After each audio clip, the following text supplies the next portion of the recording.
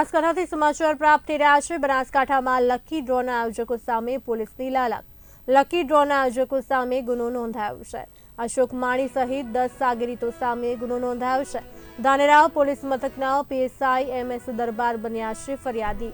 અશોક માણી વિરુદ્ધ અગાઉ પણ થરાદમાં ગુનો નોંધાયો છે। ગેરકાયદે લકી ડ્રોનું આયોજન કરવા બદલ ગુનો નોંધાયો છે।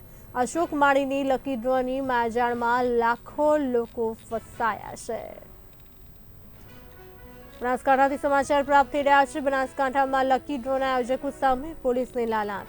લકી ડ્રોના આયોજકો સામે ગુનો નોંધાયો છે। અશોક માળી સહિત 10 સાગરીતો સામે ગુનો નોંધાયો છે। ધાનેરા પોલીસ મથકના પીએસઆઈ એમએસ દરબાર બન્યા છે ફરિયાદી। અશોક માળી વિરુદ્ધ અગાઉ પણ થરાદમાં ગુનો નોંધાયો છે। ગેરકાયદે લકી ડ્રોનું આયોજન કરવા બદલ ગુનો નોંધાયો છે। અશોક માળીની લકી ડ્રોની માજાણમાં લાખો લોકો ફસાયા છે। હું આપ લોકોને જણાવવા માંગુ કે બનાસકાંઠા પોલીસે આની પહેલાં પણ 3 જેટલી એફઆઈઆર રજીસ્ટર કરેલી હતી અને આજે અમે લોકોએ ધાનેરા ખાતે પણ 1/4 એફઆઈઆર રજીસ્ટર કરેલી છે।